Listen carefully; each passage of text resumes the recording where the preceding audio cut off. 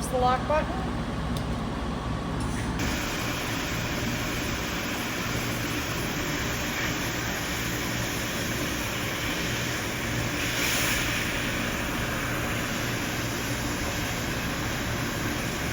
Cool. It's a soft stop button.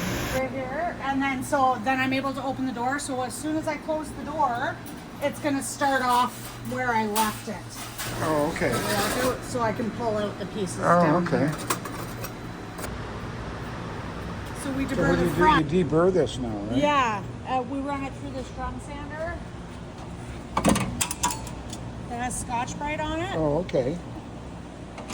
We used the little laser to cut these, a thin sheet of this, and we glued it onto the clear acrylic. So now I can, The jig. yes. You go over to. So this is to deburr the back. So we deburr the front. So they go in here upside down. Yeah. And then once we've deburred the back, then we put them in here, put them right side up, and then we use the spray and put this in the little laser, and it puts the etch on the steel. Oh, the steel form. So like